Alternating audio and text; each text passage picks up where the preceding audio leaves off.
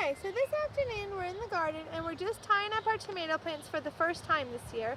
We do have to do this about 2 to 3 times a year as the tomatoes grow taller because you want them to stand up straight. That's why we plant them on this cattle panel, so then we have something to tie them up to. Because otherwise, see what happens, this one, see, they grow, and it's like a bush. Well, you're not going to be able to find your tomatoes, and it's not going to grow a lot of tomatoes if it's just a tangled mess. And trust me, they can get a tangled mess. So what we use to tie them up is this sisal twine. It's all natural and it will decompose into the garden, because then at the end of the year, or the end of the growing season, should I say, when we cut, when we take the cattle panels off, we cut the tomatoes off of it, we just let all back into the ground, and we don't have to pick this up and throw this away. It's just as natural, goes back into the ground. So that's why we use sisal twine.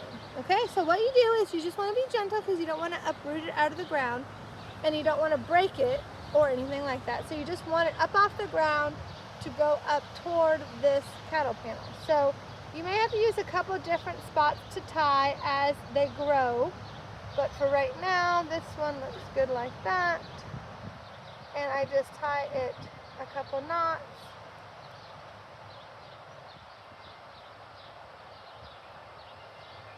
Like that. See how much that got it up off the ground? And you kind of want it. And also the reason that you do this too is because then throughout the rest of the growing season as well, when you want to come and weed, like with the tiller or with the hoe or whatever, you're not, you can just come right up here and do it. You don't have to pick up the plant in order to weed. Or also a third reason, I suppose, would be for when you pick, right? You want to be able to come here, easy to pick on both sides. Trust me, when they get bigger, it is a tangled mess to an extent, even though they are tied. It's just because they get so big. But the easier it can be for you, the better, right, to find all your tomatoes. And the tomatoes need air and sun. So if this plant was on the ground, they're not going to get that, and they're going to get rotten quicker. So, like I said, this is our first time this year of doing this, so they're not very tall yet. But then when they get about to here, we'll tie one more time, and then of course at the top. Now, let me tell you though, our tomato plants do tend to get taller than the cattle panels. At that point, we have to just leave them. But at least the bottom part is tied, so it's going to still stay straight. So now this one, see, I'm just going to pull like this. I'll probably come right under this branch right here and come over here to this. Like I said, just kind of be careful not to break the branch, because then, of course, it's going to die. That branch will die. So that really wouldn't be good, but just gentle like that. And a couple good knots will keep them up. And this plant already has a tomato, actually. Actually a few little tomatoes. Okay, now let me get one more twine here. And now as they get bigger too, you may have to use more than one tie. Like, there's been times once they get fuller and bigger, you're going to have to tie the plant in a couple different spots to get it all up. But these are little, so we just need one tie today.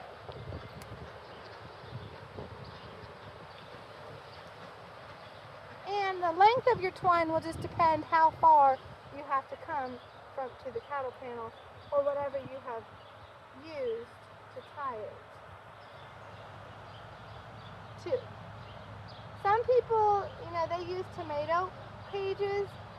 Those never really worked for us, because let me tell you, the tomato plant is going to get way bigger than the tomato cage. There's no doubt about it. So, that one has tomatoes too. So, a tomato cage is like, that tomato plant, it's going to be humongous. Those are not going to work well. So, I would not recommend a tomato cage. I think in the past, we've used posts. I think we staked them, and then we would tie it to the stake, but trust me, this is ideal. The cattle panel is ideal. Okay, well, let me see, was that one? No, that was one. Oh no, that was one. There was two. See, it was already tangled up. See, if you didn't pay attention, that one would have been missed, because I didn't know. So, This is why another good reason to tie them is because in that way they don't get tangled together so much. Even though, I mean, it's okay if they are kind of tangled in the top, because they'll still grow together and the tomatoes will still grow. But there you go. So see how they're up right now again? They are flexible. You know, I can kind of pull that and I didn't break anything, so which is good. You know, you can bend them if you need to manipulate them to go up onto the cattle panel, just kind of like with peas and pole beans. You know, you kind of manipulate them to grow up. The same type of thing with tomatoes. You just have to use twine to encourage them to grow up. But yeah, so now perfect. So see our nice tomatoes? They'll be good, I would say a couple weeks, depending on the weather, how fast they will grow. But right about here or here, we'll probably tie them one more time. Or one more, the second time, and then the third time will be at the top. So thank you for watching, and leave comments if you guys have tomato plants and what you do to tie up your tomatoes, and what kind of tomatoes that you grow. That would be interesting to know if they're the same as what we grow here on our farm. So I hope that you have a blessed day, and thank you for watching. Bye.